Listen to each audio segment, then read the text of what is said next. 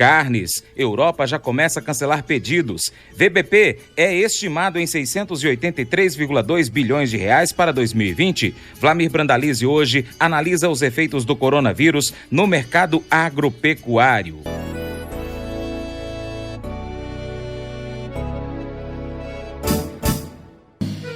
Acordo de manhã para prosear no mundo do campo, as notícias escutar. Vem com a gente em toda a região com o seu programa Paracatu Rural. Tem notícias, informação e o mais importante, sua participação. Programa Paracatu Rural. Programa Paracatu Rural.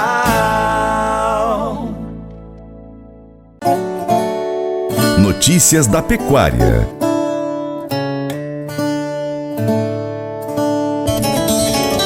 A analista de mercado Lígia Pimentel, da Agrifato, confirmou nesta terça-feira 17 que a Europa já começou a cancelar alguns pedidos de carne que saíram do Brasil. O bloco econômico é um dos mais afetados neste momento pelo coronavírus. Em contraponto, a especialista ressalta que a China está voltando a se recuperar do surto da doença.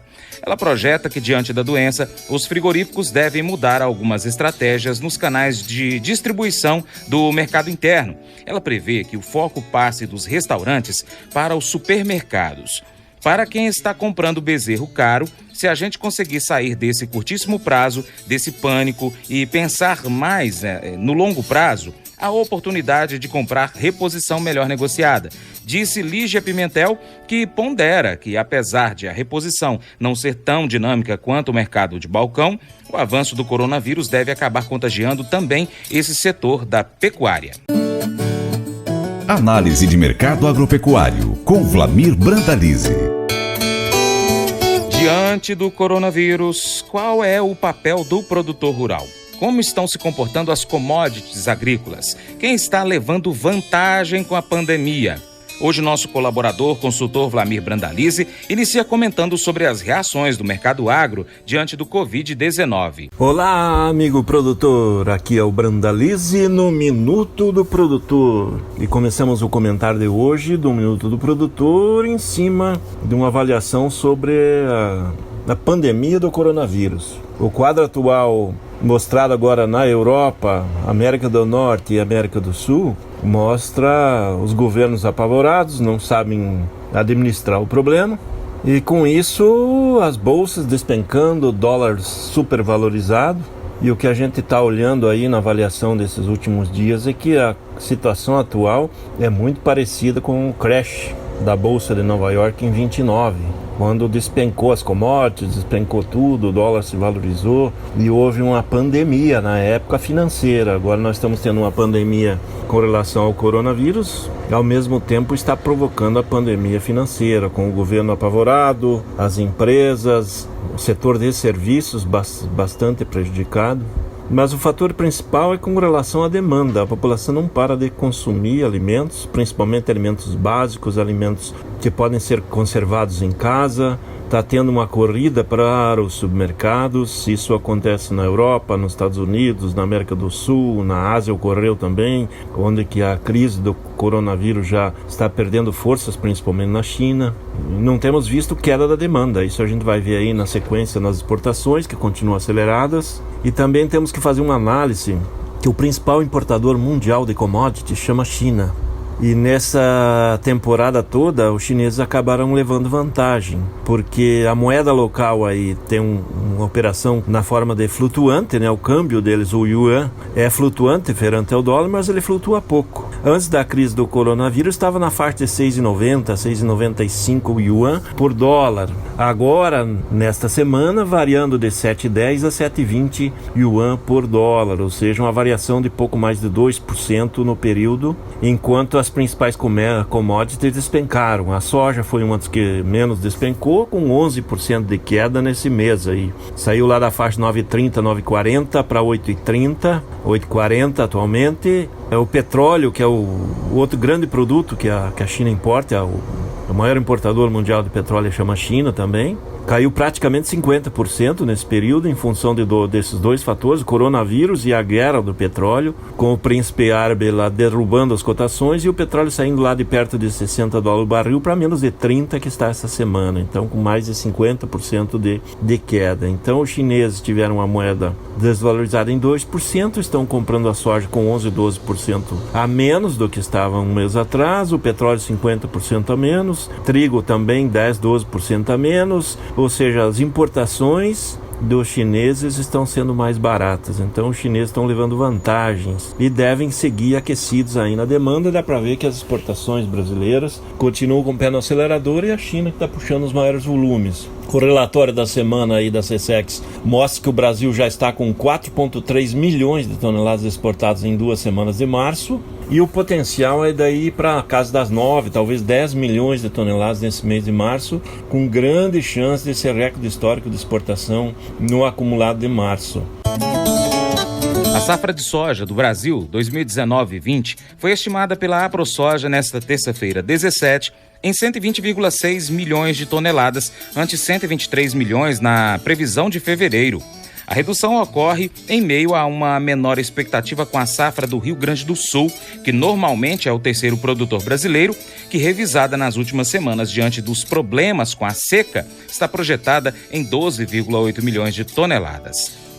Segundo a agência Safras, na Bolsa de Chicago, os contratos da soja em grão com entrega em maio fecharam ontem com baixa de 3,18% em relação ao fechamento anterior, que foi de $8,21 por bushel.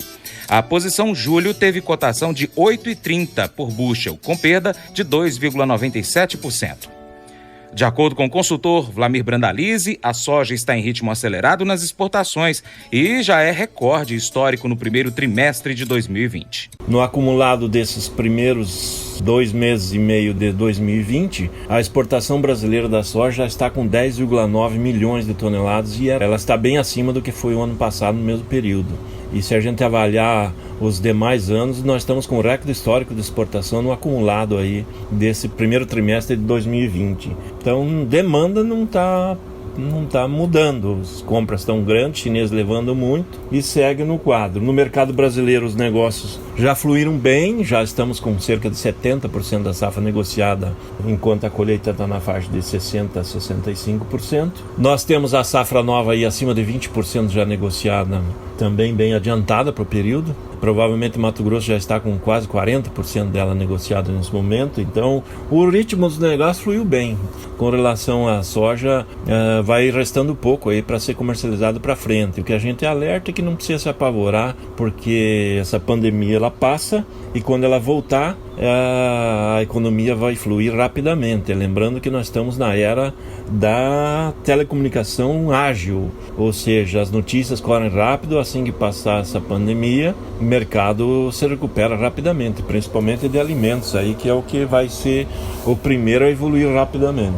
Com relação aos negócios no mercado interno, nós temos aí fluindo nos portos na faixa de R$95 para a soja desse ano, R$96 para a soja de 2021, um pouco abaixo dos melhores momentos da semana anterior, que chegou perto de R$98 até R$100 em alguns momentos. E os negócios um pouco mais lentos agora, porque o produtor já está bem vendido e nós estamos com os portos abarrotados de negócio para embarcar aí nesses próximos 3 meses. Não tem muito espaço novo aí para a gente embarcar a soja aí nos portos brasileiros aí na sequência. Então, o quadro da soja segue dentro de um patamar de ritmo acelerado de negócios. O que a gente tem que ver aí que com relação aos exportadores vizinhos, como Argentina e Paraguai, o ritmo é menor. Paraguai parado os negócios em função da forte queda em dólar. Os produtores vendo as cotações aí na faixa de $250, $260 a tonelada, quando esperavam negociar acima de 300. E aí tem que esperar, né? Porque o mercado certamente vai se recuperar. E essas crises elas passam. Como passou na época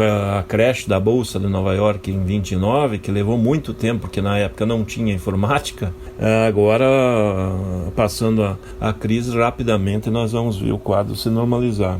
Principalmente porque os grandes negócios com a China devem fluir rapidamente, porque os chineses vão comprar muito, está muito barato para eles, e eles vão comprar muito aqui, o que puderem. Daqui uns dias vai começar a escassear a soja brasileira, vão ter que comprar muitos volumes também nos Estados Unidos, e aí o mercado começa a recuperar, porque eles não têm comprado quase nada nos Estados Unidos e estão aproveitando o momento para deixar o mercado recuar e comprar mais barato. Então essa é a posição, e eles não estão errados, né? Se eles podem comprar mais barato, eles estão aproveitando a oportunidade da crise, a oportunidade para comprar com valores menores. Quem puder segurar esse grão ainda restante, provavelmente aí à frente vai ter recuperação dos valores em dólares. Esperamos cotações maiores em dólares. O dólar, falando em dólar, o dólar segue na faixa de R$5 acima. Muito nervosismo na economia interna, dificuldade do governo administrar a situação, e provavelmente a moeda americana não vai ficar muito barata no restante do ano, não. Então é um mercado de dólar firme, como a gente já falava desde o começo do ano, que seria um ano nervoso, e está sendo muito mais nervoso que a gente esperava.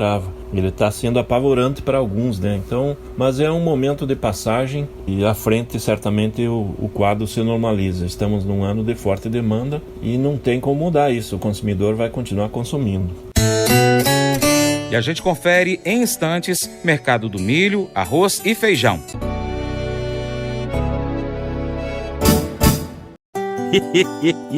Mas eu vou dizer uma coisa pra você, viu? Se quiser colocar propaganda sua aqui nesse programa, eu vou dizer um negócio, você vai ter um resultado bom demais, senhor. Isso mesmo, é facinho, senhor. Você pode entrar em contato com os meninos ligando o telefone deles, é o 38, é o 991810123, bem fácil. É muito bom, porque aí a sua empresa vai sair dentro de um programa que é ligado aí ao homem e pra mulher do campo. É bom ou não é, só?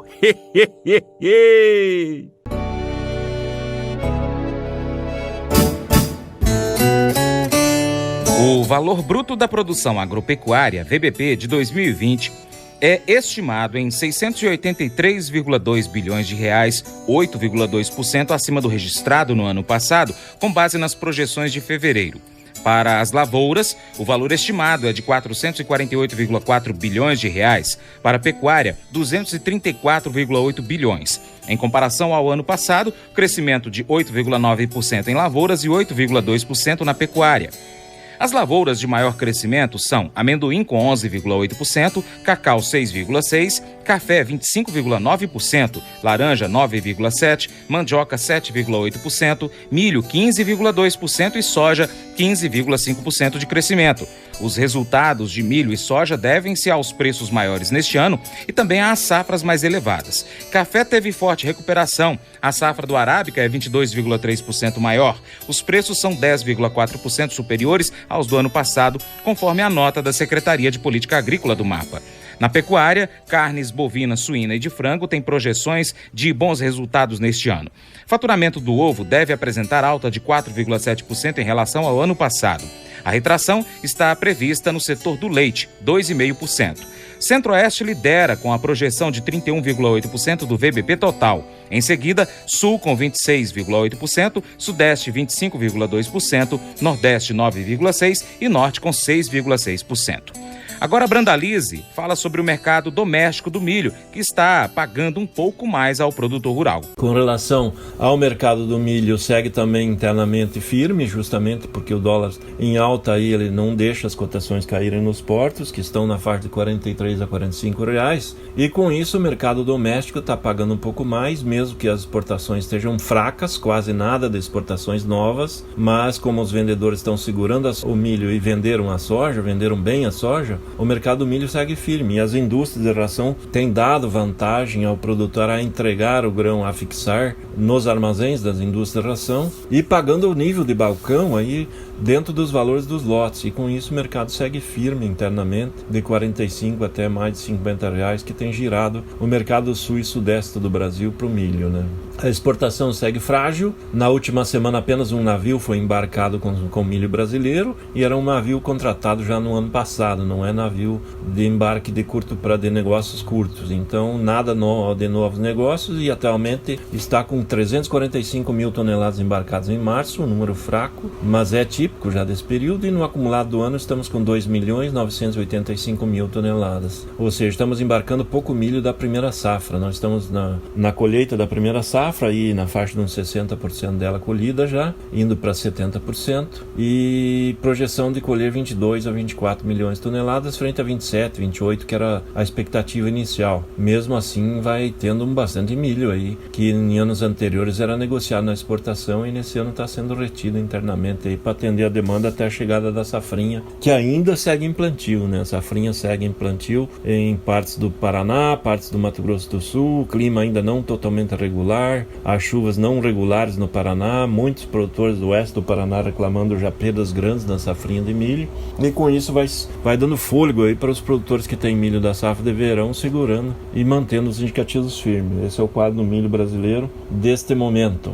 A demanda interna segue aquecida e não tem por que não, né? O setor de ração segue a todo vapor, a indústria do frango e suíno todo vapor, e o que a gente vê agora nessa semana é alguns dos frigoríficos aí comentando em função da crise do coronavírus que podem parar as operações aí, e aí vai ter uma disparada das cotações, né? Porque não tem sobras de carnes para exportação e também não tem sobras no mercado interno. Então, se ocorrer isso, certamente vamos ter uma corrida de cotações aí nas próximas semanas, se confirmar aí a redução do abate aí de bovinos, suínos e frangos. O mercado do arroz segue em plena colheita gaúcha, plena colheita Tocantins, para Santa Catarina. Os principais estados produtores estão colhendo nesse momento, e o clima favorece a colheita aí nesses estados todos. Com relação às cotações, o mercado segue melhor do que estava na semana passada, ou seja, em função do dólar que disparou acima de 5, inviabiliza importações de arroz, e com isso o mercado do arroz aí segue na faixa de 49 a 50 reais aí no mercado gaúcho, na fronteira oeste, de 52 a 54 na faixa litorânea gaúcha, por arroz de boa qualidade. E as demais regiões do Brasil também seguem com o mercado firme. Santa Catarina de 46 a 50 reais é os indicativos do mercado de produtor catarinense. Tocantins também mostrando a colheita fluindo, e mercado de 62 a 64, 65, 66, variando muito porque tem compradores de Goiás, de Minas Gerais, de Tocantins, de várias regiões atuando no mercado Tocantins nesse momento, e os negócios fluem caso a caso. O fator é que a demanda está aquecida e o varejo já sinalizando que o consumidor está levando mais alimentos para casa, principalmente alimentos não perecíveis, como arroz, feijão, está tendo boa procura e devendo ter umas novas reposições nos próximos dias, ou seja, é o momento da indústria trabalhar com tabela cheia em função da demanda que vai seguir aquecida, né? Todo esse pavor que está sendo criado aí pela imprensa, como se nós estivéssemos aí indo para um dilúvio, está fazendo com que a demanda no varejo cresça. Por isso que já não existe mais álcool gel, em função da propaganda do álcool gel. Muita gente estocou álcool gel aí para 2, 3 anos em casa. Está tendo uma corrida papel higiênico, provavelmente vai ter papel higiênico na casa dos consumidores aí para 1 ano para frente, o temor de faltar papel higiênico, porque isso vem da mídia, né? Vem de matérias sendo feitas na Europa, no próprio Estados Unidos, que está tendo uma corrida em busca de produtos e alimentos. E agora a gente está vendo uma corrida para os alimentos, começando aí arroz e feijão também, consumidor levando mais produto para casa para não correr o risco de ter uma falta desse produto aí. Há uma procura também grande por leite, a gente tem visto no varejo, o consumidor levando caixas e caixas. É a pandemia faz isso aí, o consumidor está apavorado. O fator principal é que a demanda de alimentos não muda, né? Aparentemente pode até crescer em função do consumidor ficar mais tempo em casa. Com relação a cotações do arroz, é isso aí, o mercado segue fluindo, o produtor segurando e o dólar em alta, então dificulta a importação e favorece o negócio da exportação. O mercado feijão também segue no vazio de oferta, praticamente nada de feijão sendo ofertado, e os indicativos variando de 185 a 230, 250 reais tem indicativo e praticamente nada de ofertas. A safra que está no campo aí, muita gente perdendo produtividade, no caso do Paraná, a segunda safra comprometida por causa da falta de chuvas, e vai dando fôlego aí. Com isso há perdas aí no potencial do feijão, e abre espaço para o produtor aí que vai plantar as novas safras pela frente, principalmente a safra irrigada que vem nos estados centrais aí, que mostra bom potencial para esse ano. A demanda do feijão vai ser firme no ano e favorável. É isso aí, amigo produtor. produtor, aqui foi o Brandalize em mais um Minuto do Produtor. Um grande abraço a todos e até o próximo. E para continuar recebendo as informações do agronegócio, inscreva-se em nosso canal. Também clique no sininho e compartilhe este vídeo com seus amigos para nos ajudar a trazer muito mais informações para você. Muito obrigado. Programa Paracatu Rural. Programa Paracatu Rural.